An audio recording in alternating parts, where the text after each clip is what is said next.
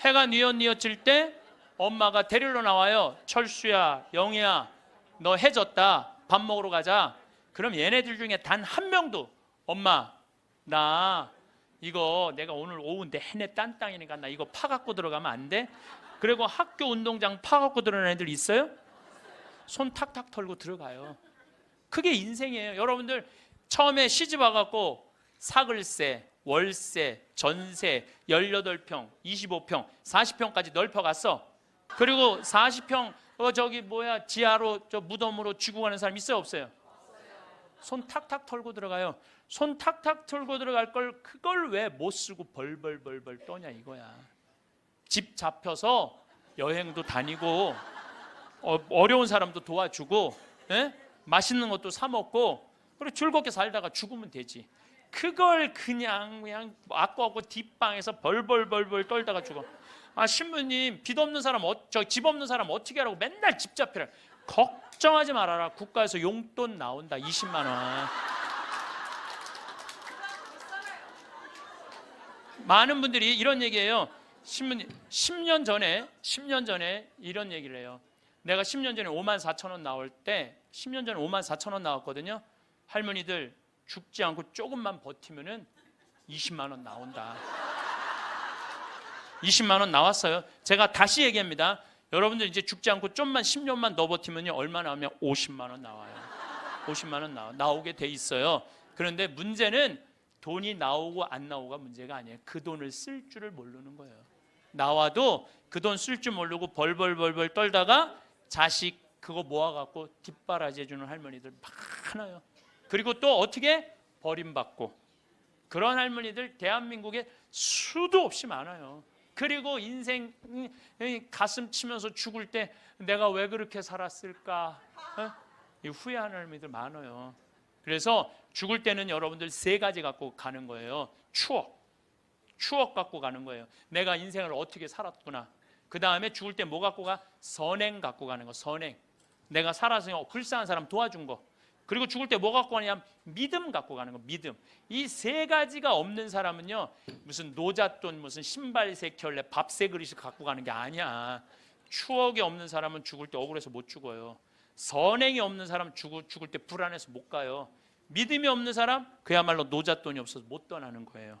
여러분들 막내까지 다 시집장가 보냈어. 마지막 신혼여행 떠나보내고 손님 다 보내고 부부가 저녁에 이렇게 차 한잔 마시면서 뭐라 그래요? 여보 우리 이제 죽어도 여한이 없다. 그러죠?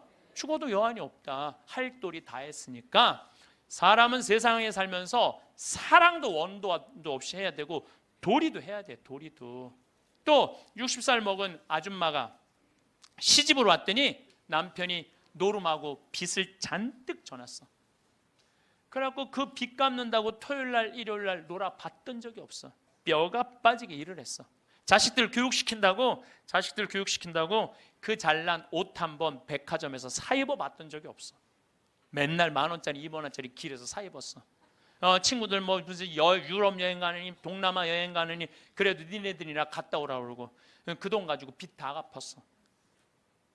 60살이 돼서 빚도 다 갚고 자식도 다 키워놨어. 돈도 어느 정도 생겼어.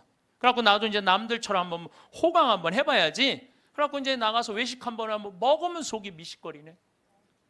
미식거리더니 급기야는 뒷목이 땡기는 거야. 그래서 이상하다. 소화제 먹어도 안 되니까 병원에 가보니까 위암 말기라는 거야. 그럼 여러분들 위암 말기 환자들이 뒷목이 땡겨요. 이상하게. 3개월밖에 당신 못 산다고. 그러면 이 60 먹은 아줌마 죽어요 못 죽어요? 한번 호강 한번 해보려고 그랬더니 이제 한번 나도 남들처럼 여행도 다니고 맛있는 것도 사 먹으려고 그랬더니 나보러 죽으랜다고. 난 억울해서 못 죽는다고 그래. 사람은요 이 세상에 태어나고 뭐를 해야 되냐면 호강을 해야 돼요. 행복해야 돼요. 이걸 못하면요 죽을 때 한이 돼서 못 죽어요. 오늘도 황창현 신부님의 지혜의 말씀을 통해 여러분의 행복한 노후를 위한 해안을 얻어가시길 바랍니다. 라디오처럼 틀어놓고 들으셔도 됩니다. 영상이 마음에 드신다면 구독과 좋아요 부탁드립니다. 황창현 신부님의 행복 특강 지금 바로 시작하겠습니다.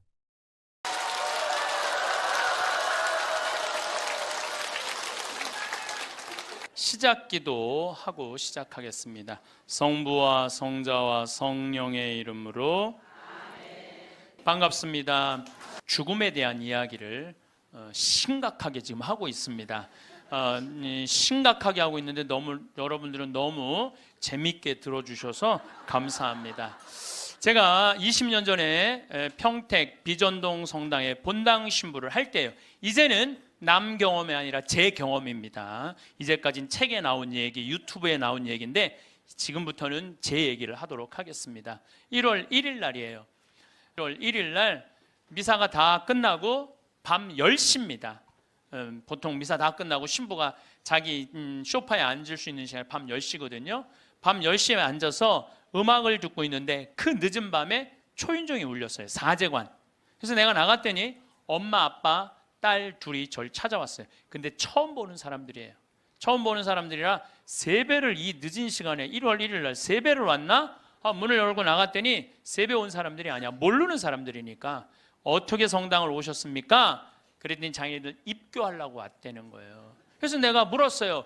왜 하필 1월 1일 밤 10시에 입교를 하려고 그러느냐? 그 많은 새털 같은 날 놔두고 왜 1월 1일 날 입교를 하려고 그러냐? 사연이 있느냐? 그랬더니 사연이 있대. 무슨 사연이 있느냐? 그랬더니 자기 아버지가 살아생전에 그랬대요. 하느님을 믿느니 내 주먹을 믿어라. 천당, 지옥 이런 건 없다. 니네들 신부 목사들이 니네들 돈 울겨 먹으려고 겁주는 거다. 죽으면 끝나는 거지 무슨 천국 지옥이 있느냐? 성당에 나가면 다리 몽둥이 부러뜨릴 거다. 아주 철저한 무신론자 할아버지였대요. 근데 이 할아버지가 12월 20일 날 죽은 거야. 죽었는데 딱 죽었는데 저승사자가 까만 모자를 쓰고 까만 옷을 입은 저승사자 둘이 자기를 데리러 왔더래요. 자기는 아무것도 없는 줄 알았더니 까만 옷을 입은 사람이 자기를 끝도 없는 어둠으로 끌고 가더래요. 이게 죽었다가 살아 돌아온 사람들의 또 한 10% 정도는 어둠을 경험한다는 거예요. 그 어둠은 상상할 수 없을 정도로 공포스럽대요. 왜? 여러분들 끝도 없는 깜깜한 어둠으로 끌려가면 여러분 어떨 것 같아요? 무섭죠? 한번 상상을 해보세요. 끝도 없는 어둠. 누구는 빛으로 간다는데 끝도 없는 어둠으로 가면 어떻게? 그러니까 만약에 여러분들이 죽었는데 까만 걸 보면 끝난 거야. 여러분들 죽었는데 딱 까맸다. 그러면 이건 지옥이다. 이렇게 생각하면 돼요. 뭘 봐야 돼? 하얀 걸 봐야 돼요. 기도해야 돼. 하얀 빛 나는 세상의 빛이라는 하얀 걸 봐야 돼. 어쨌거나 이 할아버지는 끌려가면서 끝도 없는 어둠으로 끌려가면서 이 저승사자들한테 매달렸대요. 나는 살아 돌아가야 된다. 왜 살아 돌아가야 되느냐? 그랬더니 나는 내 자식이 지금 셋이 있는데 그 자식들한테 신앙생활을 못하게 했는데 저승이 없다고 그랬는데 이렇게 저승이 버젓이 있으니 어떻게 하면 좋으냐고. 그래갖고 이 아버지를 땅에다가 3일째 하관 땅에다 묻는데 관을 두들기더래요. 실질적으로 이건 제 경험을 얘기하는 거예요. 관을 두들기를 해. 그럼 뚜껑을 열어보니까 죽은 아버지가 살아 돌아온 거야. 그야말로 죽은 아버지가 살아 돌아온 거야. 그야말로 죽은 아버지가 살아 돌아온 거예요. 여러분들 아까 내가 첫 시간에 계속 그랬죠. 죽은 아버지가 살아 돌아오면 믿을 텐데 그 죽은 아버지가 살아 돌아온 거예요. 죽은 아버지가 살아 돌아와서 내가 죽었더니 저승이 있더라. 너희들 신앙생활 해라. 일주일을 살고 이 할아버지가 다시 죽은 거야. 그러니까 2번 초상을 치른 거죠. 2번 초상을 치르고 난 다음에 이 집안은 밤 10시에 날 찾아온 거예요. 그래갖고 우리 교리반에 등록을 해서 열심히 교리를 받고 한 번도 안 빠졌어요. 이 집 식구들은 열심히 교리를 하고 세례를 준 집이 있어요. 또 내가 신학생 때 내가 잊지도 못하는 사건이에요. 우리 2층 집. 그 집도 다 세례받은 집인데 원래는 그 집은 절을 다녔어요. 절을 다녔는데 그분이 당뇨로 15년 동안 앓아 누웠어요. 근데 죽기 3일 전에 부인한테 그러더래요. 여보, 수녀님 좀 모시고 오라고. 그랬더니 아내가 그랬대요. 당신 죽을 때가 되니까 스님하고 수녀님을 구분하지 못하느냐고. 당신은 절에 다니기 때문에 스님을 모시고 와야 된다고. 아니라고. 수녀님을 모시고. 아래층, 그분이 정확하게 얘기하더래. 아래층 신학생 있는 그 성당에 수녀님을 모시고 오라고. 당신 도대체 왜 그러느냐고. 내가 조금 전에 환시를 봤는데 우리 집에 비행기가 한 대 와서 나보러 타라고 그래서 이게 하늘로 당신을 데려가는 비행기라고 타보니까 신부님, 수녀님이 꽉 차 있더래. 수녀님이 딱 한 자리, 이게 당신 자리라고. 그런데 내가 깨어난 거야, 이 사람이. 근데 내가 어떻게 천주교로 귀의를 하지 않느냐고. 그래갖고 수녀님이 와갖고 교리하고, 이 집은 다 세례를 받았어요. 요즘은 또 나 그런 얘기 참 많이 들어요. 죽을 때 요새는 하느님이 좀 시대가 변해서 데려갈 때 비행기로 데려간대. 비행기로. 그런 얘기 정말 많이 들어요. 비행기로 데려간대. 그래서 비행기 타고 가는 사람도 많은가 봐. 하여튼 우리가 죽으면은 영혼이 여행을 떠나는 건 확실해요. 제가 7년 전에 우리 생태마을에 암 환자가 많이 살고 있어서, 지금은 이제 암 환자들하고 안 살아요. 암 환자가 많이 살고 있는데 그 중에 글라라라고 있어요. 정말로 예쁘게 생겼어요. 얼굴도 예쁘고 마음도 예쁘고. 우리 생태마을에 그 암이 걸려서 왔는데도 우리 생태마을에 물건 팔 일이 있으면 거기 가서 그 이쁜 얼굴로 물건을 파는데 참 예쁘더라고. 더욱이 나를 향한 마음은 더 이뻤어. 나를 향한 마음은 더 이뻤어. 근데 이 글라라가 폐암이 걸린 거야. 폐암이 걸려서 뼈까지 전이 된 상태에서 우리 집에 왔어요. 뼈까지 전이가 돼갖고 의사 선생님이 6개월밖에 못 산다는 거예요. 6개월. 근데 이 글라라 자매님은 소원이 있는 거야. 아들이 서울신학교 2학년을 마치고 군대에 갔는데 그 아들이 군대 제대하고 학부 3, 4학년을 마치고 대학원에 올라가고 3년을 더해서 신부 될 때까지 살아서 천미사 참여하는 게 소원이야. 천미사. 그러면 그렇게 살려면 7년을 더 살아야 되는데 6개월밖에 못 산다는데. 그래서 우리 황토 집에서 살아보자. 그래갖고 이제 황토 집 25평을 드렸어요. 그 그레고리오 형제님하고 글라라 자매님한테. 근데 기적같이 4년을 더 살았어요. 4년을. 서울대병원에서 당신은 살아있는 기적이라고. 온몸에 암세포가 있는데 이렇게 멀쩡한 거 보면 당신 기적 아니고는 설명이 안 된다고 맨날 의사 선생님이 그랬대요. 드디어 아들은 대학원까지 올라갔어요. 3년만 더 버티면은 드디어 아들 천미사를 볼 수 있는 거야. 그런데 그 더 이상은 못 견디더라고요. 머리까지 암이 전이가 되니까 그 이쁜 얼굴에 눈을 막 떠는데 내 가슴이 떨리는 거야. 왜 그러느냐 하면은 이제 살 날이 얼마 남지 않았구나. 그걸 보니까 너무 가슴이 아프더라고요. 결국은 일산 암센터로 갔어요. 내가 너무너무 사랑하는 가족들이니까 내가 찾아갔죠. 근데 그 글라라가, 죽음을 얼마 앞둔 글라라가 그 이쁜 얼굴로 나를 환하게 웃으면서, 신부님 저 이제 죽는 거 하나도 안 무서워요. 그래서 왜요? 그랬더니 저 얼마 전에 죽어봤어요. 죽었는데 끝도 없는 꽃길이 펼쳐져 있더래요. 끝도 없는 꽃길이 펼쳐져 있는데 그러더래요. 이 길이 하느님, 예수님, 성모님 만나러 가는 길이라고. 그러니까 꽃같이 산 여자는 꽃길을 가나 봐. 꽃같이 산 여자는 꽃길을 가나 봐. 저는 확실히 그걸 믿어요. 왜냐하면 저도 강원도 평창에 살면서 마음이 참 좋아요. 생전 사람 미워할 일이 있어야지. 사람을 만나야지 사람을 미워하지. 사람을 만나야지. 그 일어나 보면 아름다워. 요즘은 또 물안개 피는 계절이거든요. 강에 물안개 피면요 너무 아름다운 거야. 밤하늘의 별도 아름답고 이 단풍도 아름답고, 그냥 여기에 감사의 꽃, 찬양의 꽃, 사랑의 꽃이 흘러 넘치는데 죽으면 당연히 꽃밭 갈겠지. 당연히. 난 그렇게 믿어요. 끝도 없는 꽃길을 가고. 근데 여러분들 이 세상을 진흙탕같이 산 사람은 어디 갈 것 같아요?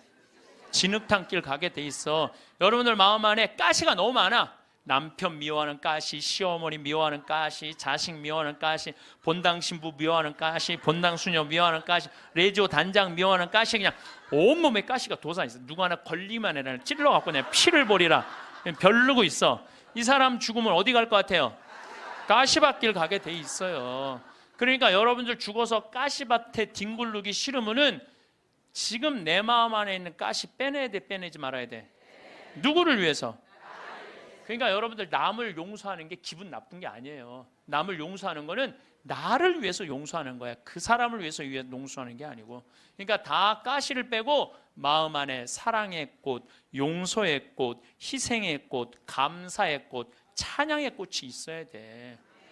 근데 뭐 여기 많은 교우들 중에 신부님 저 미워서 죽게 자랑이 아니에요. 그게 나 곧 가시밭길 뒹굴로 준비돼 있어요. 그 얘기하고 똑같은 거예요. 끝도 없는 꽃길이 펼쳐져 있더래요. 너무 행복하더래요. 근데 이 집 첫째 아들이 신학생이고 둘째 아들이 안드레아라는 아이인데 그 딸이 또 하나 있어요. 근데 이 둘째가 너무너무 괜찮은 애야. 엄마 아빠는 우리 생태마을에 와서 4년을 살았지. 이 형은 신학교 들어가 있지. 여동생 밥을 고등학생, 수험생 얘가 다 해주는 거야. 대학생이 자기 대학 다니면서. 또 내가 서울교구 서울 이 강남에 사는데 서울 금본당에 강의 오고 물건 팔러 오면은 또 신부님 오신다고 그 젊은 남자아이가 와서 물건 다 파는 거야. 그리고 야 밥 사줄게 그러니 신부님 동생 밥 해줘야 돼. 그리고 얼마나 괜찮은 애예요. 근데 얘가 군대 가서 뭘 배웠냐면 심폐소생술을 배워둔 거야. 엄마가 이제 자다가 죽은 거야. 자다가 죽어서 이제 남편도 엄마 이제 죽었다 다 포기를 했는데 얘는 포기를 안 한 거야.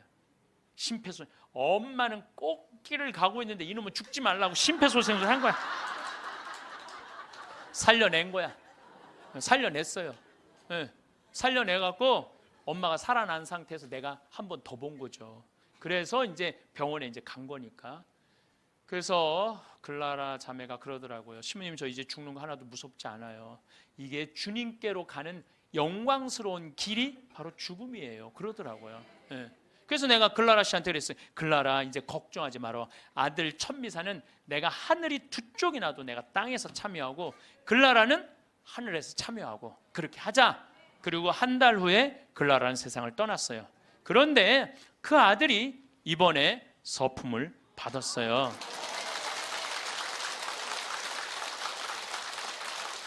그런데 문제는 그 아들 서품 받을 때 나는 하와이 해외 강의 중이었어요.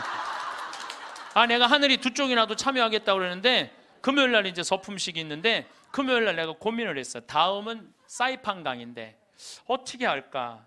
이게 내가 약속을 하긴 해야 되는데 하늘이 두 쪽이나도 내가 참여하겠다면 분명히 하늘에서 지켜볼 텐데 내가 하늘을 안 믿으면은 내가 그냥 껴먹을 약속을 껴먹어도 되는데 분명히 하늘나라에서 지켜볼 텐데 그 이쁜 글라라가 볼 텐데 그래서 내가 사이판 강의 옆에 한 2-3시간 가면 그걸 포기를 하고 다시 새벽에 한국에 들어왔어요. 새벽에 한국에 들어와서 평창에 들어갔다가 다시 새벽에 주일날 가서 천미사를 참여를 했어요. 천미사를 참여를 했는데 어쩜 그렇게 아들도 잘 낳았는지 엄마가 이쁘니까 아들도 그렇게 잘 낳더라고요. 미사를 봉헌하는데 너무 잘하는 거야. 정말 첫 미사 엄마를 위해서 난 봉헌하는 것 같더라고 느낌이. 그래서 뭐 나는 수원교구 신부니까 뭐 우리 서울교구 교우들 있고 신부님들 와 있는데 뭐 나는 뭐 잘 알지도 못하니까 하늘에다 대고 얘기했어요. 글라라 아들 정말로 잘나서 하느님한테 정말 잘 봉헌했다. 어쩜 저렇게 미사를 잘 봉헌하고 말도 나보다 어쩜 더 잘해. 내가 계속 글라라고 얘기했어요. 나 이제 천미사 참여했다. 나 약속 지켰다. 그리고 다음 날 내가 사이판으로 다시 갔어요. 근데 그 안드레아라는 동생이 미국 유학 중인데 형 서품식이니까 들어왔어. 사이판 갔다가 다시 만났어요. 내가 안드레한테 물어봤어요. 내가 너 요즘 네 강의를 한다. 네가 엄마 살려낸 강의 하는데 너 엄마 정말 살려낸 거 맞냐? 이렇게 자기가 정말 살려낸 거 맞다는 거예요. 우리가 죽는 걸로 끝나는 게 아니에요. 하늘나라로 꽃길로 여행을 떠나는 거예요. 여러분들 이제 죽는 거 싫어요? 좋아요? 이제 진짜 좋아요? 좋아해야 돼. 우리 그리스도인이 죽는 걸 싫어하면 안 돼. 그래도 죽는 게 싫어. 그래도 살아있는 게 나아. 왜 여러분들 죽는 게 싫은 줄 아세요? 생이별 때문에 그래요. 첫 번째 죽는 게 싫은 건 두려움. 죽음 이후에 어떤 세상이 펼쳐질지 희미하게 아니까. 그러니까 죽는 게 두려워. 두 번째 죽는 게 두려운 이유는 생이별 때문에 그래요. 죽음은 더 이상 사랑하는 남편 볼 수 없잖아. 죽으면 더 이상 사랑하는 아내 볼 수 없고 아무리 천당을 간다고 해도 이별 아니에요. 사랑하는 자식 볼 수 없고 사랑하는 부모 볼 수 없는 거예요. 지난 봄에 내 친한 동창 신부 아버지가 돌아가셨어요. 근데 나는 그 신부하고도 친하지만 그 아버지하고도 참 친했어요. 그 아버지가 얼마나 나를 좋아했느냐면은 안중분인데 요맘때만 되면 쌀을 쪄서 햅쌀을 갖고 평창까지 갖고 오시는 거예요. 그래갖고 시모님이 햅쌀 먹으라고. 그렇게 친했던 아버지가 나하고 또 똑같이 위암도 같이 걸렸어. 그 같은 시기에. 근데 그분은 3기, 나는 1기. 그래서 나는 뭐 아무 문제가 없었는데 3기인데 안 되겠더라고요. 그래서 이제 84살에 돌아가신 거, 이번 봄에. 근데 이렇게 이제 관에 누워 계신 걸 보니까 우리 아버지도 84살이거든요. 아버지도 84살이니까 우리 아버지도 이제 세상을 떠날 날이 얼마 남지 않았구나, 이런 생각이 드는 거예요. 나도 아버지하고 이별할 날이 얼마 남지 않았다는 생각을 하니까 갑자기 슬프더라고. 이별을 해야 된다는 생각에. 내가 아버지를 정말 좋아하거든요. 참 잘생겼어요, 우리 아버지. 잘생겼거든요, 아버지가. 참 잘생겼어요. 그리고 아주 선비 같고 보면 아주 기분이 좋아요. 근데 이 좋은 아버지하고 이별해야 된다니까 슬프더라고. 그래서 내가 그때부터 나하고 약속한 게 있어. 한 달에 한 번 아버지하고 반드시 밥을 먹으리라. 그래서 아무리 바빠도 수원 근처에 강의 가면은 전화를 해갖고 아버지하고 밥을 먹어요. 그래서 내가 아버지 보면서 이제 그 얘기는 안 하죠. 아버지 죽을 날이 얼마 남지 않아서 밥 먹는다, 그 얘기는 내가 안 해요. 아버지 죽을 날이 얼마 남지 않아서 밥 먹는다, 그런 얘기는 안 해도 이렇게 보면서 내가 이 아버지랑 자주 밥 먹어야지. 앞으로 봄은 얼마나 보나. 1년에 그래봤자 12번밖에 더 먹어요. 여러분 그렇지 않아요? 늙으신 부모님들. 내가 기껏 봐야 얼마나 보겠어. 20년밖에 더 보겠어, 아버지? 그러다 아버지가 100살에 돌아가셨어. 그러면 난 슬프지 않을 거라는 거예요. 그때는 떠나보낼 수 있어요. 살 만큼 살면 떠나보낼 수 있어요. 이번에 그 성심원이라는 보육시설이 있어요, 우리 수지에. 근데 거기에 상설자 수녀님이 김마리아 막달레나라는 수녀님인데 99살에 돌아가셨어요. 99살에. 며칠 전에 우리가 장례미사 갔는데 수녀님이 평생 1400명의 아이들을 길러낸 거야. 그 수녀님이 1400명을 길러내고 신부를 그 보육시설에서 5명을 만들어냈어. 신부를. 그 수녀님이 최대 업적인 것 같아, 내가 보기에는. 그리고 그 수녀님은 나이를 먹으면 먹을수록 이쁜 얼굴이었어요. 참 예뻤어요. 그 수녀님 아는 분들은 제가 무슨 말 하는 줄 알아. 근데 99살에 우리가 돌아가시기 전에 백수미사도 해드렸거든. 백수미사도 해드리고. 근데 이제 이렇게 수녀님 누워 계신 걸 보면서 참 멋있게 살다 가니까 하나도 안 슬픈 거예요. 하느님한테 갔구나, 이런 생각을 하니까. 사람은 그렇게 가야 돼요. 우리 아버지가 100살까지 살다가 행복하게 하면 난 행복하게 떠나보낼 수 있다, 이거 아버지. 떠나보낼 수 있어요. 그런데 이번에 세월호에서 죽은 애들, 피지도 못한 꽃이 죽으면 가슴이 아파요, 안 아파요? 얘네들 때문에 왜 아픈지 알아요, 여러분들? 얘네들 엄마들 생각을 해봐. 밥 한 번 더 차려주고 싶고, 한 번 더 쓰다듬어 주고 싶고, 장가도 보내고 싶고, 시집도 보내고 싶고, 쑥쑥 자라고 웃는 모습 하나만 봐도 너무 예쁘고 좋은데 이젠 더 이상 아무리 밥을 차려주고 싶어도 차려줄 수도 없고, 아무리 같이 손잡고 여행을 가고 싶어도 갈 수가 없는 거예요. 내가 아무리 세월호에서 죽은 아이들 천당 접수했다고 이야기한들 이 엄마들한테 위로가 될까요? 이별이 그래서 슬픈 거예요. 사랑을 마저 하지 못했기 때문에. 여러분들 사랑마저, 이제 좀 사랑 좀 하려고 그랬는데 죽으면 아파요, 안 아파요? 그래서 저는 사랑도 나중에 하지 말아라. 사랑도 언제 해라? 지금 해라. 죽고 난 다음에 울며 불며 통곡하지 말고. 여러분들 주위에 있는 사람들 어떻게 다 소중한 사람들이에요. 지금 사랑해야 돼. 나중에 사랑. 그 어떤 아버지가 단식하고 막 그러면서 그 아이한테 해주지 못한 게 너무 가슴 아프다고 그러잖아요. 죽고 난 다음에 후회하지 말라는 거예요. 옆에 지금 얼마나 소중한 사람들이 있는데 그 소중한 사람들한테 함부로 대하냐, 이거예요. 내가 본당 신부할 때도 60살 먹은 엄마가 죽었어. 40살 된 놈이 와갖고 울며 불며, 생전 찾아오지도 않던 놈, 뭐 4년 5년 한 번도 안 찾아온 놈이 울며 불며 이런 말해요. 왜 죽느냐고. 조금만 더 살면 내가 효도할 텐데. 그 자식은요, 엄마 80에 죽어도 그때 와서 뭐라 그래? 왜 벌써 죽느냐? 좀만 살아도 내가 효도할 텐데. 지금 효도하지 못하는 자식은요, 나중에 절대 효도 못합니다. 여기 지금 60, 70 되신 분들, 지금 40, 50 된 자식들 나중에 효도할 것 같아요? 점점 못합니다. 지금 못하는 자식은 나중에도 못하는 거예요. 그러니까 여기 지금 40, 50 되신 분들, 30 되신 분들, 내가 부모님한테 나중에 효도해야지. 어린 반푼어치도 없어요. 지금 하지 못하면 나중에도 못하는 거예요. 사랑도 마찬가지고 지금 해야 돼. 죽고 나서 울며 불며 아이고 불쌍해서 어떻게 사랑도 마저 못했는데 그러지 말라는 거예요. 그래서 이별이 슬픈 거예요. 10년 전에 내 동창 신부가 전화를 했어. 밤에 창현아 우리 성당에 와서 장례미사 좀 해달라는 거예요. 야 본당 신부가 넌데 왜 내가 니네 장례미사를 하냐. 그랬더니 자기는 도저히 눈물이 나서 장례미사를 못하겠다는 거예요. 왜? 고등학교 2학년 여학생, 자기를 너무나 따르던 여학생인데 미사 해설도 하고 독서도 하던 아이인데 백혈병에 걸려서 죽었다는 거예요. 백혈병에 걸려서 죽어서 그 집에 갔는데, 초상집에 갔는데 그렇게 눈물이 나더래요. 그 아이의 모습을 보고. 그래서 이 신부가 이제 저녁에 집에 와서 고민을 한 거야. 아니 그 사진만 봐도 눈물이 나는데 장례미사 할 때 자기는 끝까지 할 자신이 없더래요. 그래서 나한테 전화를 한 거야. 네가 좀 해줬으면, 아무 상관없는 네가 와서 좀 해줬으면 좋겠다는 거예요. 그래? 그럼 내가 가서 해줄게. 갔어요. 갔더니 정말 꽃같이 생겼더라고. 예쁘게 생겼어. 그걸 엄마 아빠가 맨 앞에서 보니 안 울어요. 처음부터 울기 시작을 해요. 또 수녀님이 옆에 위로한다고 옆에 앉아있던 수녀님도 그냥 같이 울고, 성당 같이 학생활동하던 애들도 울고, 그걸 보니까 교우들도 울면 계속 울잖아. 다 우는, 옆에 신부 울고 다 우는 거야. 나만 안 울고 내가 끝까지 했어. 나만 안 울고. 이 피지 못한 꽃이 죽을 때 우리는요 슬픈 거예요. 나는 이번에 그 유병원 씨가 처음에 내가 한 100억 정도 해갖고 보상해 주겠다. 나는 그 말이 얼마나 화가 나는지 몰라요. 왜냐하면요 거기 죽은 아이 중에 2명은 예비 신학생이야.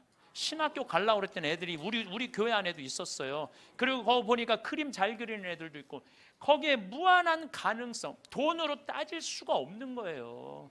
돈으로 따질 수 없는 꽃을 꺾은 거야. 그럼 책임을 지고 죽어야지.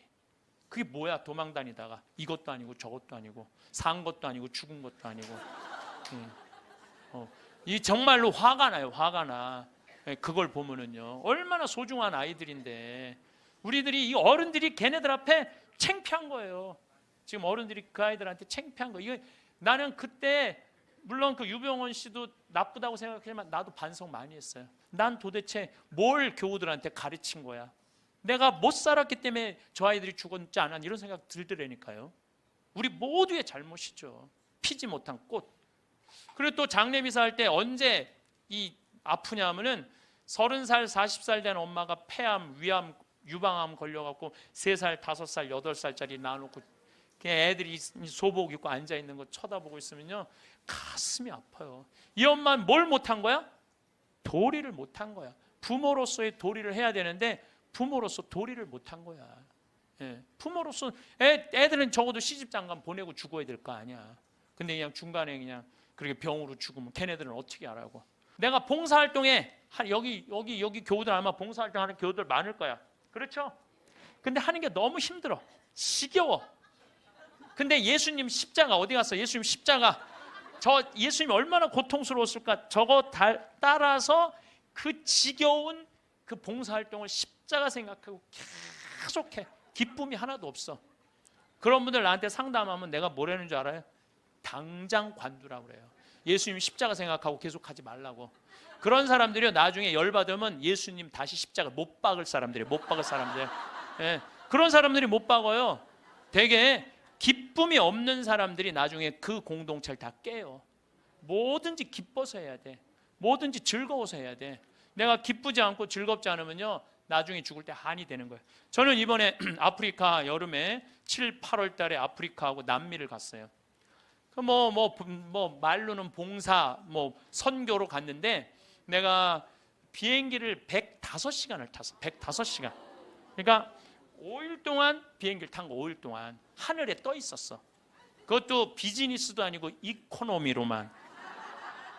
근데요 많은 사람들은 다 그래요. 신부님 힘들지 않느냐고. 근데 저는요 하나도 안 힘들어요. 너무 좋아요. 내가 막 교우들 만나러 가고 아프리카 가는 게 아프리카까지 가는데 26시간 비행기를 타야 돼요. 여기서. 그런데도 하나도 지겹지도 않고 너무 좋아. 비행기 안에 있으면서 글 쓰고, 이번에 이제 그 비행기 안에서 5일 동안 아무도 나를 건드리지 않잖아. 여기 있으면 그냥 온 사람이 날 건드리는데 비행기 안에서는 아무도 날 안 건드리거든. 그럼 5일 동안 그 책 쓴 거 그거 갖고 이제 원고로 이제 책을 이번에 내요. 그리고 나는 비행기 타면 즐길 줄을 알아요. 밤 비행기 타면요, 여러분들한테만 내가 가르쳐 드리는 거야. 밤 비행기를 타면은요, 비행기 표를 창가를 꼭 끊으세요. 창가. 그것도 날개에 끊으면 안 되고 맨 뒤에 꼭 꼬리 쪽에 끊으세요. 꼬리 쪽에. 그래갖고 비행기가 하늘에 올라가면요, 깜깜할 때 창문을 열어보세요. 별이요, 아래로 쫙 보여요. 별이 위로 보이는 게 아니라 아래로 쫙 보여요. 별똥별이 아래에서 쫙쫙 떨어질 때요, 별똥별이 하룻밤에 2만 개가 떨어지니까 창문 열면 여러분들 아무 때나 볼 수 있어요. 얼마나 환상적인지 몰라요. 근데 잘 모르고 날개에다 끊으면 그 유도등 때문에 아무것도 안 보여요. 그래서 내가 맨 끝에 끊으라는 거예요. 뭐 비즈니스 끊으면 더 좋지. 비즈니스는 날개 앞이니까 잘 보이죠. 근데 거기 너무 비싸니까 날개 끝에 끊어갖고 가면은요, 시간 가는 줄 몰라요. 글 읽고 책 쓰고 졸리면 자고 좋아서 하는 일이니까 힘들지가 않은 거예요. 그러니까 우리 인간은 살면서요, 즐거워야 돼. 근데 호강을 못하고 죽는 사람들이 괴로운 거야. 그래서 저는 여러분들한테 삶을 좀 즐겨라. 청승 좀 떨지 말아라. 제발. 돈 있는 사람이든 없는 사람이나 다 똑같아. 돈 있는 사람, 돈 없는 사람이나. 왜 그 좋은 데를 죽기 전에 가요? 지금 가면 안 돼? 지금 가세요. 지금 여행은 가슴이 떨릴 때 가야지 다리가 떨릴 때 가면 안 된다니까요. 그걸 죽기 전에는 다리 떨려서 못 간다니까요. 죽기 전에 가지 말고 지금 가세요. 내가 오늘 강의를 딱 왔는데 여기 이제 여기 명동성당 아주 이제 잘 해놨어. 보니까 아주 잘 해놨어. 아주 속이 후련해.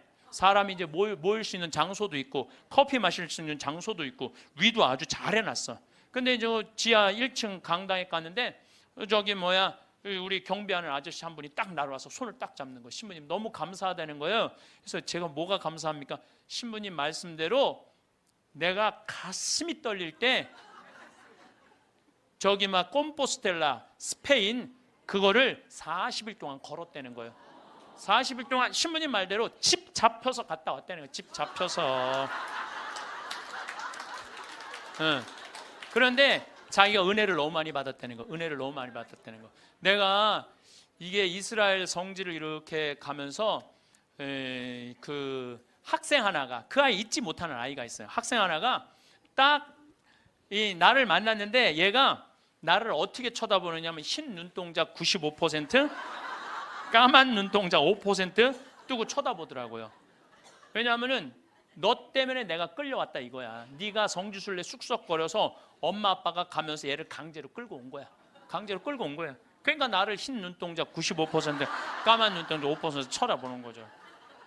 근데 얘가 성지순례를 하는 첫날부터 눈이 아주 도끼가 있더니 이틀째, 3일째 예수님이 걸어간 길을 걸으면서 예수님을 만나더라고요. 예수님을 만나다. 일주일째는 눈빛이 완전히 모세의 눈빛이 됐어. 관상의 눈빛이 돼. 관상의 눈빛이. 근데 얘가 성지순례하고 한 달 후에 나한테 편지를 했어요. 신부님, 저 가슴이 뜨거워서 어떻게 주체할 수가 없어요. 하느님이 내 안에 살아 움직여서 자기가 어떻게 할 수가 없다는 거예요. 근데 며칠 전에 내가 서천이라는 곳에 강의를 갔는데 그쪽 분이에요. 엄마 아빠가 왔어. 신부님, 걔가 워낙 똑똑한 애거든요. 공부를 잘했던 애야. 근데 화학과를 갔는데 자기는 길을 못 찾아갖고 공부하는 게 싫다는 거야. 근데 얘가 지금 학교를 관두고 의대 공부를 한다는 거예요. 그래서 이제 내가 그랬거든. 나 지금 아프리카 봉사 가니까 의사가 돼갖고 좀 공부 좀 해라고. 근데 얘 공부하는 거예요. 이게요, 사람이요, 성지를 한번 갔다 오면요, 죽으면은 제일 좋은 건 죽으면 인생이 바뀌어. 죽어봐야 철이 드는데 죽는 건 좀 어려우니까 어떻게? 성지를 갔다 오는 게 좋아. 그러니까 여러분들 죽기 전에 가지 말고 언제가? 지금 가세요. 무슨 돈으로? 집 잡혀서 가라. 집 잡혀서. 집 잡혀서 가라. 여러분들 집 갖고 갈 거예요? 집 두고 갈 거예요. 두고 갈 집을 그렇게 벌벌벌 떨면서 이러지도 못하고 저러지도 못하는 분들 보면 너무 가슴이 아파요. 마침 기도 바치겠습니다.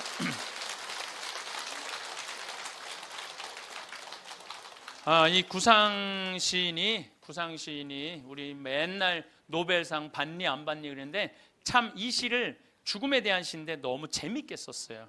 그래서 여러분들 기도하면서 한번 들어보시면 좋겠어요. 성부와 성자와 성령의 이름으로 흰 혼이불에 덮여 엠브론스에 실려간다.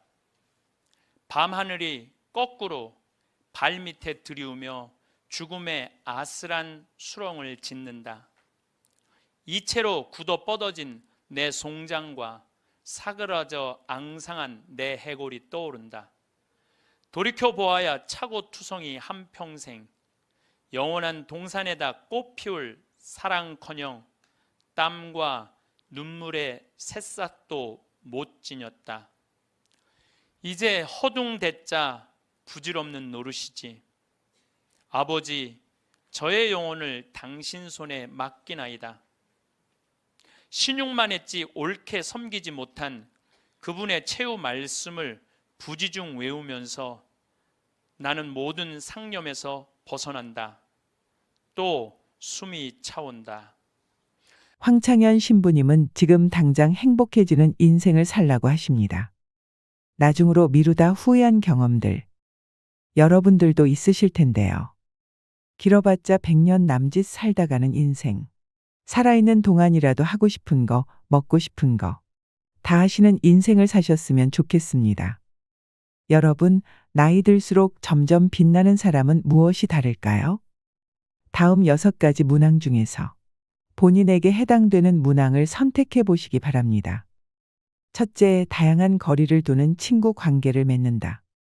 둘째, 지금의 내 나이를 아끼고 사랑한다. 셋째, 일과 삶 관계에서 내 가치관대로 산다. 넷째, 새로운 것에 대한 호기심이 있다. 다섯째, 머리를 계속 쓰면서 뇌 건강을 지키려고 노력한다. 여섯째, 노년에 필요한 건강 지식을 습득하고 있다. 이 중에서 모두 해당되시는 분들도 또 몇 가지만 해당되시는 분들도 계실 텐데요. 살다 보면 나도 이제 나이가 들었구나 느껴지는 순간이 있습니다. 나이살 때문에 얇은 옷을 입는 게 부담될 때, 계단을 오를 때마다 숨이 헉헉 차오를 때 등 난데없이 찾아온 신체적 변화가 당혹스럽긴 해도 흐르는 세월 앞에선 속수무책일 뿐입니다. 배우 김혜자님은 이렇게 말합니다. 젊은 사람들은 노년을 안쓰럽게 바라보지만 나이 들어보면 그리 싫지만은 않아요. 아프다가 재밌고 외롭지만 설레죠. 그녀의 말처럼 늙는다는 것은 단순히 심약한 노인으로 끝나는 게 아니라 더 농익은 지혜로 새로운 삶을 찾아 나아가는 여정이 아닐까 싶습니다. 이처럼 세월의 흐름은 누구에게나 찾아오고 시간은 우리를 한 곳에 머무르도록 두지 않습니다. 그런데 나이가 들었다고 관조하며 다 내려놓은 듯 무기력하게 나이 듦을 받아들여야 할까요? 현재의 나이와 상관없이 나이 듦에 가장 중요한 것은 나답게 사는 것이라는 생각이 드는데요. 내가 보낸 오늘 하루가 어땠는지, 오늘의 나는 어제의 나보다 괜찮았는지 살펴보기를 미루지 않는다면 나답게 나이 드는 일도 어려운 일만은 아닐 것입니다. 그래서 오늘은 나답게 나이 드는 즐거움이라는 책을 바탕으로 나이 들수록 점점 빛나는 사람 특징 6가지에 대해 말씀드리겠습니다. 타이베이 의과대학 교수로 30년 넘게 일하며 치매 치료의 최고 권위자인 할머니 의사 류슈즈도 노년에 접어들어 허리 수술, 백내장 수술, 유방암 수술을 받으며 노화를 온몸으로 경험하게 되었습니다. 이후 의사 시절 40년 가까이 노년이야 특히 치매에 대한 연구를 바탕으로 신체와 정신 건강을 높이고 노화를 늦추는 세심한 가이드를 만들었는데요. 오늘의 영상을 끝까지 시청하셔서 나이 듦의 가치를 깨닫고 하루하루를 귀하게 사는 법을 배우셨으면 좋겠습니다. 자유롭고 우아한 노년을 위한 할머니 의사의 건강조언, 인생조언, 지금 바로 시작하겠습니다. 나이 들수록 점점 빛나는 사람 특징 첫 번째는 자유롭고 독립적인 노후를 보냅니다. 중년 이후 혼자 사는 즐거움. 노인에게 건강하다는 것은 아무런 병에 걸리지 않는 것이 아니라 질병과 잘 공존하는 것입니다. 예컨대 고혈압 등의 만성질환이 악화하지 않게 잘 조절하면서 좋은 신체 컨디션을 유지하는 것처럼 말이죠. 노년에 건강하려면 젊을 때부터 균형 있는 식사와 규칙적인 신체 및 두뇌 운동, 그리고 밤을 새우지 않는 것처럼 몸을 피곤하지 않게 하는 노력이 필요합니다. 고립되지 않도록 느슨하더라도 인간관계를 유지하는 것 또한 필요한데요. 목적이 취미든 봉사활동이든 신앙이든 상관없습니다. 노년층을 대상으로 하는 지방 공공기관이나 지역 대학의 다양한 커리큘럼을 활용하는 것도 추천합니다. 눈높이에 맞는 새로운 공부 주제를 찾을 수 있을 뿐더러 새로운 친구도 사귈 수 있습니다. 나이가 들면 부모님이 안 계시고 형제들은 마찬가지로 늙고 자식은 한창 먹고 살기 바쁘지요. 이때 가장 필요한 사람이 바로 친구입니다. 혼자 살더라도 외롭지 않도록 해주는 존재인데요. 오래된 친구도 좋지만 새로운 친구도 사귀어야 생각의 폭을 넓히고 새로운 시각을 가질 수 있습니다. 태도가 노년의 삶을 결정한다. 일반적으로 나이 든 사람들은 남들이 비교적 늙었다고 생각하는 반면 자신은 비교적 젊게 느끼며 실제 나이보다 수세 살 이상 적다고 생각한다고 하는데요. 영국에서 진행한 장기 노화에 관한 연구에서 평균 연령 66세의 지역 주민 약 6,500명을 대상으로 당신은 자신이 몇 살이라고 생각하나요? 라는 설문을 실시했더니 70%가 자신을 실제 나이보다 최소 3살 정도 젊다고 생각했고 25%가 실제 나이와 비슷하다고 생각했습니다. 놀라운 점은 스스로 늙었다고 생각하는 사람의 사망률이 41% 높았고 심혈관 질환의 발병률도 높다는 사실을 발견했습니다. 이것으로 볼 때 스스로 젊다고 생각하는 것은 기분을 좋게 만들 뿐만 아니라 향후 사망률도 감소시킬 것으로 예상할 수 있는데요. 이러한 사람들은 강인한 성격과 자신감으로 노년의 삶에 당당히 직면하고 평소에도 자신과 마찬가지로 스스로 젊다고 생각하는 사람들과 주로 어울릴 가능성이 큽니다. 누구에게나 장수의 기회가 주어지는 것이 아니기에 늙을 때까지 살 수 있다는 자체가 행복이라 할 수 있습니다. 나이가 들면 비록 외모가 바뀌고 체력이 약해지고 만성질환에 걸리고 친구들이 하나둘 떠나가지만 동시에 인생의 경험과 지혜가 풍부해지고 새로운 것을 배우거나 제2의 인생을 펼칠 수 있습니다. 노년도 계속해서 성장해가는 과정입니다. 인생은 봄에 밭을 갈고 여름에 작물을 심고 가을에 수확하고 겨울에 저장하는 사계절과 같습니다. 젊은 시절에 노력해서 일구어온 것들을 나이가 들면서 축적하는 것이지요. 무병장수만을 꿈꾸기보다 병에 걸리면 적극적으로 치료하고 병에 걸리지 않았으면 건강한 생활 습관을 유지하면서 최상의 컨디션으로 활기차게 살아가면 됩니다. 따라서 젊을 때 노년을 긍정적으로 생각한다면 저절로 늘 성장하고 건강하며 활기찬 노년의 길로 접어들게 될 것이고 부정적으로 생각한다면 원치 않는 결과를 초래할 것입니다. 결국 여러분이 노년의 삶을 보는 태도가 여러분 노년을 결정한다고 할 수 있습니다. 나이 들수록 점점 빛나는 사람 특징 두 번째는 일과 삶 관계에서 편안함을 찾습니다. 매일 실천하는 6가지 루틴. 잠들기 전 항상 컴퓨터 파일을 열어 매일 해야 하는 6가지 항목이 적힌 리스트에 한두 마디 메모를 적어 넣은 뒤 편안하게 잠자리에 들곤 합니다. 6가지 항목은 운동하기, 지식 쌓기, 나를 사랑하기, 남을 돕기, 해야 할 일 하기, 그리고 감사하기입니다. 운동하기는 최소 40분 걷기, 지식 쌓기는 주로 책을 읽는 것으로 대체합니다. 이로써 몸과 두뇌를 건강하게 만들 수 있다는 만족감이 듭니다. 나를 사랑하기는 맛있는 것 먹기로, 남을 돕기는 칭찬하기로 실천합니다. 이 2가지는 대인관계에서 윤활제 같은 역할을 합니다. 마지막으로 감사하기는 대중교통에서 자리를 양보받을 때 실천합니다. 은퇴란 직장에서 은퇴한 것을 뜻하는 것이지 삶을 은퇴한 것이 아닙니다. 때문에 저절로 눈이 떠질 때까지 늘어지게 자고 되는 대로 불규칙적으로 사는 것이 아니라 자신의 리듬에 맞는 건강한 삶을 새로 계획해야 합니다. 6가지 항목 중 내가 가장 중요하게 생각하는 것은 감사하기입니다. 인생을 살아가면서 종종 일이 뜻대로 되지 않거나 꼴 보기 싫은 사람을 마주치게 되는데 이럴 때 생기는 부정적인 감정을 스스로 증폭시켜 오히려 세상의 다른 아름다움을 못 보고 지나치는 경우가 있습니다. 매 순간 긍정적인 면을 보고 긍정적으로 생각하는 습관을 기른다면 감사하는 마음이 자연스레 생겨납니다. 기다려야 할 때와 기다리지 말아야 할 때. 중년 이후 기다림이라는 것은 치료의 일환일 때가 있습니다. 가끔은 아무것도 하지 않고 기다리기만 하는 것이 치료의 한 방법일 때가 있는데 바로 관찰입니다. 96세인 할머니 한 분이 집에서 넘어졌는데 눈에 보이는 외상은 없었지만 넘어지면서 벽에 머리를 부딪혔습니다.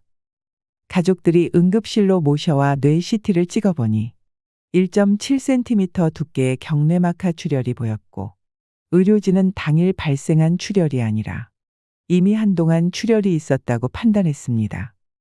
가족들은 어머니가 이미 연세가 많은 데다 수술하려면 전신 마취를 해야 하는 점을 걱정하면서 일단 지켜보고 외래 진료를 통해 추적 검사를 하는 방향으로 결정했습니다. 2달 후 다시 CT 검사를 해보니 출혈이 모두 사라진 것이 발견됐습니다.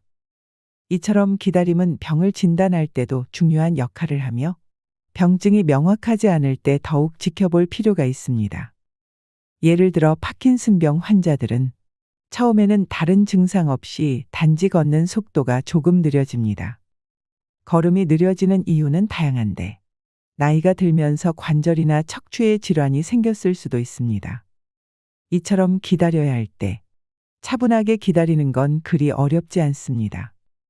다만 기다리지 말아야 할 때를 알아채고 곧바로 행동을 취하는 것이 어렵습니다. 그러나 기다리든 기다리지 않든 그 선택에 대한 책임을 남에게 돌리지 말아야 합니다. 경험을 통해 배우고 자신에게 알려줘야 합니다. 나이 들수록 점점 빛나는 사람 특징 3번째는 새로운 것에 대해 호기심을 갖습니다. 인생은 언제나 도전이 필요해. 2017년 7월 애플에서 매년 개최하는 세계 개발자 회의에 노년의 한 일본인 여성이 등장해 시선을 끌었습니다. 애플의 팀 쿡 CEO가 직접 인터뷰에 나서 전 세계적으로 화제가 된 이 여성의 이름은 와카미야 마사코.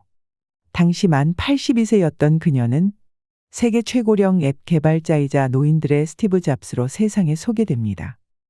마사코는 노인들도 즐길 수 있는 스마트폰 게임이 있었으면 좋겠다는 생각을 하게 됐고 그런 걸 대신 만들어줄 사람이 없으니 자신이 해보자 마음먹었습니다. 그리고 6개월간 코딩을 공부하며 노인들을 위한 스마트폰 게임의 피나단을 출시했습니다.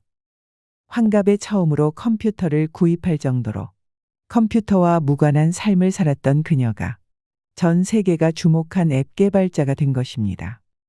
그녀는 아이패드로 고전 악기 연주를 배우고 엑셀로 자신만의 액세서리를 디자인하며 페이스북으로 친구를 사귀고 구글 번역기를 들고 자유여행을 떠나는 등 우리가 상상하는 노년의 삶과는 많이 다르게 삽니다. 그 비결은 무엇일까요?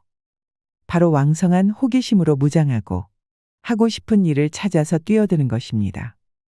그녀는 흥미있는 일이나 해보고 싶은 일을 발견하고도 이 나이에 시작한들 사람들이 비웃으면 어쩌지 하는 식으로 자기 의지 이외의 요인 때문에 주저하고 포기하는 사람들이 안타깝다고 말합니다. 그녀는 꼭 잘해야 할 필요 없다고 그런 생각을 버리고 어떻게든 한 발 앞으로 나아가 보라고 몇 살이 되었든 누구나 스타트라인에 설 수 있다고 말합니다. 서두르지 않고 느긋하게 자신에게 소소한 즐거움을 주는 일을 하나씩 추구하다 보면 나이와 상관없이 자신의 삶을 조금씩 윤택하게 바꿀 수 있다고 말입니다. 나이 들수록 점점 빛나는 사람 특징 4번째는 건강하고 재미있게 삽니다. 여행이 심장 건강에 좋은 이유. 여행을 가서 매일 걷는 것도 아주 좋은 운동이 됩니다. 45세, 64세의 심장 질환이 없는 여성 749명을 대상으로 20년간의 추적 조사를 진행했는데 휴가를 자주 가지 않는 것도 심근경색의 위험인자 중 하나로 밝혀졌는데요. 이는 특히 가정주부에게서 가장 뚜렷하게 나타났습니다. 6년마다 혹은 6년 이상의 간격으로 휴가를 가는 가정주부가 심근경색에 걸릴 확률이 매년 최소 2번 이상 휴가를 가는 사람의 2배로 나타났습니다.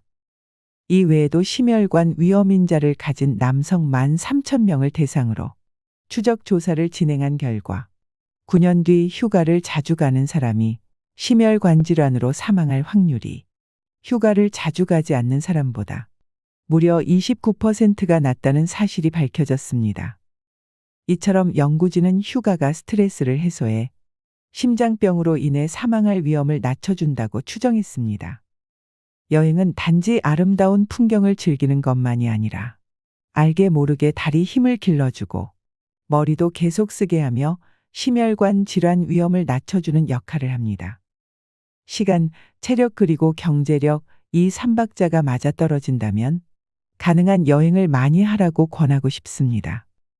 몸과 머리는 바쁘게, 마음은 편안하게. 노년층에게 있어 많은 돈이 들지 않고 언제 어디서든 혼자서 할 수 있는 운동이 바로 걷기인데요. 체력이 좋을 때는 친구들과 등산을 하거나 혼자 조깅을 하고 점차 나이가 들면 언덕길, 공원 오솔길을 걷습니다. 비가 올 때 너무 춥거나 더울 때는 대형 쇼핑몰 같은 곳을 거닐어도 좋습니다. 매일 전통시장을 들르는 것도 좋은 방법입니다. 무엇이든 꾸준하게 걷기만 한다면 건강에 큰 도움이 됩니다.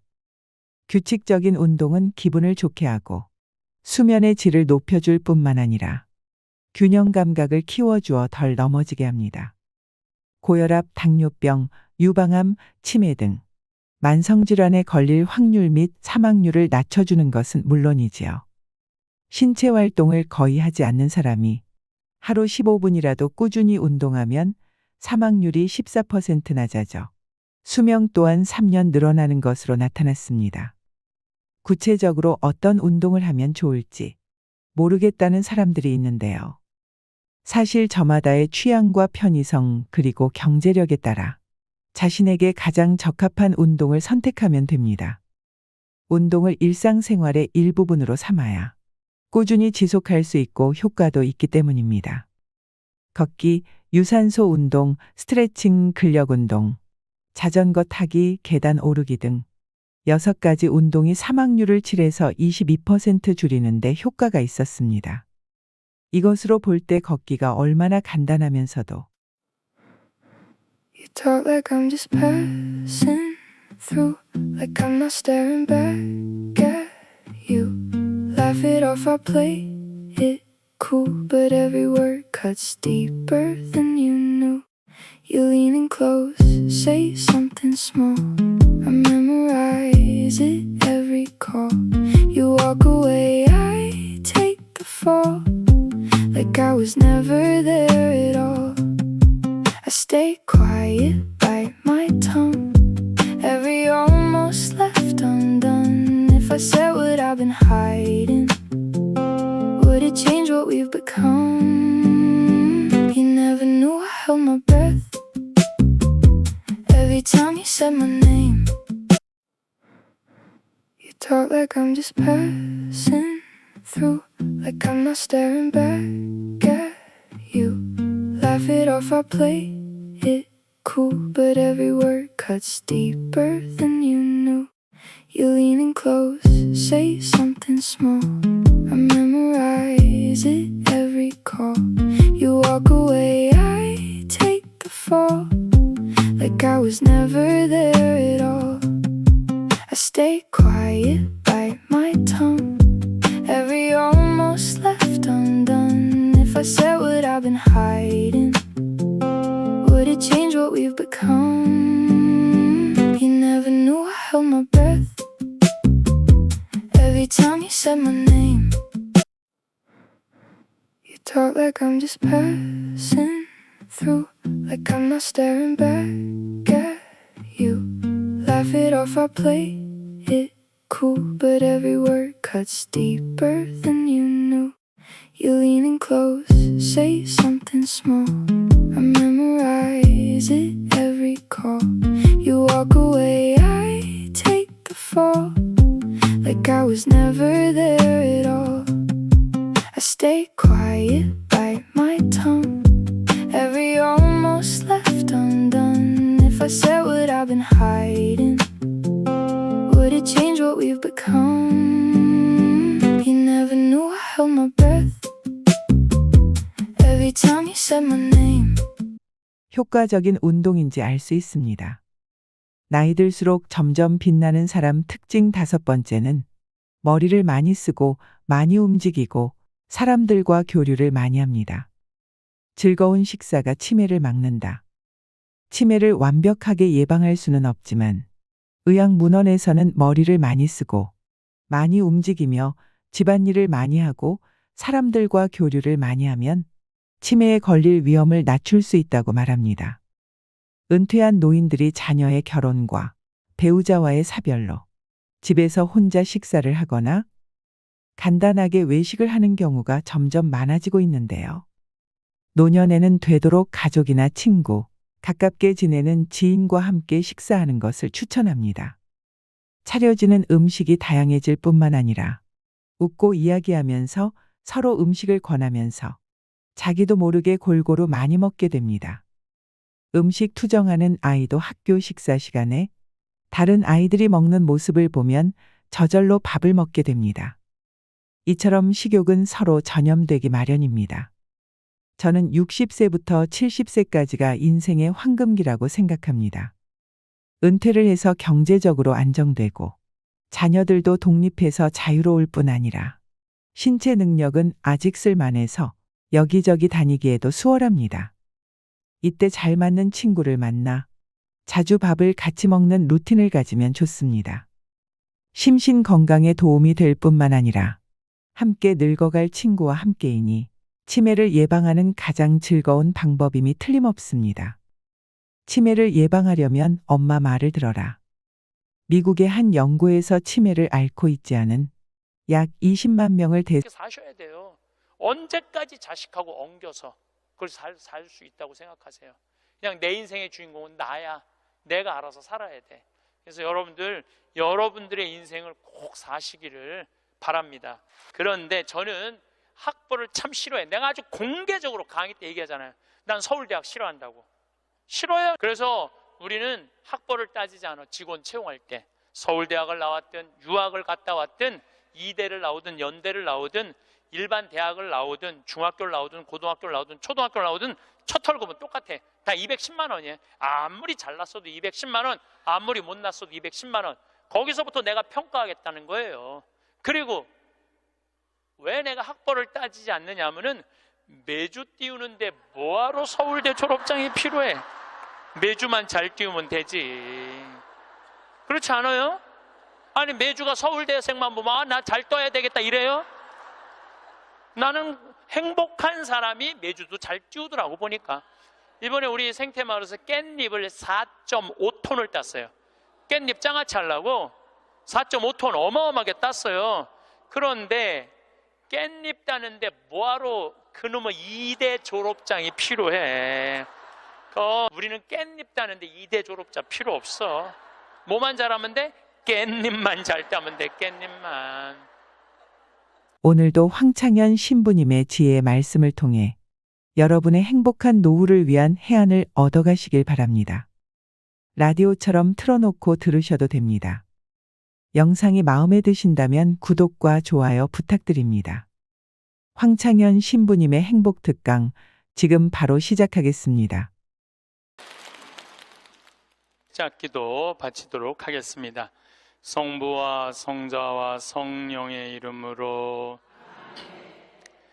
우리 인간은 잘 죽으려면 잘 살아야 돼요. 잘 사는 사람이 죽을 때 행복하게 죽을 수 있습니다. 이 세상에서 보통 안 먹고 안 마시고 안 놀고 고생한 사람이 70살에 당신 암이라고 그러면은 이분들이 공통적으로 하는 얘기가 있어요. 나는 억울해서 못 죽는다고. 공통적으로 하는 얘기가 그 얘기예요. 평생 고생만 하고 살았는데 나는 억울해서 못 죽는다고. 나는 호강해야 된다고. 이때부터 산삼을 캐와라, 좋은 의사를 대라, 다 소용없는 짓이에요. 그러니까 암 걸리기 전에, 당신 죽는다는 얘기하기 전에 이 삶을 만끽하고 삶의 기쁨 속에서 사실 필요가 있다는 겁니다. 그럼 우리나라 1살서부터 30살 행복하냐? 30살서부터 60살 행복하냐? 60살서부터 120살 행복하냐 이거예요. 제 얘기는 제가 왜 120살이라고 말씀드리느냐 하면 20년 전에 제가 강의할 때 앞으로 100세 시대 올 겁니다 라고 말씀드렸을 때 많은 할머니들이 이렇게 말했어요. 신부님, 끔찍한 소리 하지 마세요. 무슨 100살을 살아요? 그런데 요즘 텔레비전에 100세 안보장, 100세 연금보장 나와요, 안 나와요? 나오죠? 이런 거 나올 줄 꿈에도 몰랐을 거예요. 그럼 앞으로 20년 후에 텔레비전에서 100세 안보장, 100세 연금보장 나올까요? 20년 후에는 120세 안보장, 120세 연금보장 나오게 돼 있어요. 그렇다면 지금 60 되신 분들은 앞으로 몇 년을 더 살아야 되느냐면은 60년을 더 살아야 돼요. 60년을. 아까 첫 시간에 제가 이런 말씀 드렸어요. 남편하고 자식들을 위해서 전부 바치지 말라고. 얼마만 바치라고? 반만 바치라고. 반은 누구를 위해서 남겨놔야 돼? 나를 위해서 남겨놔야 돼요. 내가 행복해야지 남편도 행복하고 자식도 행복한 거예요. 내가 불행한데 어떻게 남편하고 자식이 행복할 수 있습니까? 우리 부모님이 80 넘어 돌아가셨다. 한번 손 들어보세요. 80 넘어 돌아가셨다. 우리 부모, 이렇게 많아요. 부모님이 90 넘어 돌아가셨다. 손 들어보세요. 손 내리시고, 우리 부모님이 아직 90이 넘었는데 아직도 살아계시다. 손 들어보세요. 자, 혹시 우리 부모님 아니라 이모, 고모라도 100살이 넘은 사람이 있다. 한번 손 들어보세요. 거긴 몇 살이에요? 104살. 그 뒤에 분은 101살? 네. 보통 제가 이렇게 강의할 때 2분 정도 100살 넘은 부모님 있다고 얘기를 해요. 2분 정도. 무슨 얘기냐면은 지금 한국에 100살 넘은 사람이 몇 명이냐면 2만 명이에요. 2만 명. 100살 넘은 사람이, 아니 옆에 아무나 100살 넘은 사람이 있으니까 2만 명이 넘어요. 그럼 앞으로 20년 후에는 내가 보기엔 20만 명 훨씬 넘어요. 여기 그 대상자들 전부 앉아 있는 거예요. 대상자들 전부 앉아 있는 거예요. 그러면은 1살서부터 30살 행복하냐? 1살서부터 30살은 뭐 해야 되는 나이냐면은 엄마 아빠, 중요한 건 친구들하고 먹고 마시고 놀아야 되는 나이예요. 여러분들, 사람이 되려면 책상 안에서 공부를 해야지 사람이 되는 게 아니에요. 사람이 되려면은 친구들하고 어우러져서 뛰어놀아야지 사람이 돼요. 엄마 아빠랑 그 정을 느끼면서 뜨거운 어머니의 사랑, 아버지의 사랑을 느끼고 살아야지 사람이 되는 거예요. 책상 안에서 공부만 한다고 사람이 되는 게 아니에요. 근데 초등학교 1학년 애가 엄마 아빠 친구들이랑 좀 먹고 마시고 놀라 그랬더니 엄마 아빠가 이렇게 말합니다. 이놈의 새끼야, 네가 지금 먹고 마시고 놀 시간이 어디 있어? 공부해야지. 초등학교 1학년 애가. 제가 한동안 영어학원을 다녔어요. 잠비아 이제 가느냐고. 영어학원 이제 지하에다 주차를 해놓고 1층에 애들이 타요. 애들이 타면 초등학교 애들이 타는 거죠. 영어학원 온다고 타는데 요만한 애가 가방을 2개를 메요. 앞에 하나, 뒤에 하나. 내가 물어봐요. 너 몇 학년이냐? 초등학교 1학년요. 그래요.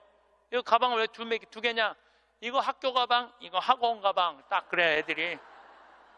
또 요즘 애들 중에 내가 너무 놀란 애들이 있어. 들어올 때 보면은 가방 안 메고 와요. 여행용 캐리어를 끌고 들어와. 여행용 캐리어를. 예, 캐리어를 끌고 다니는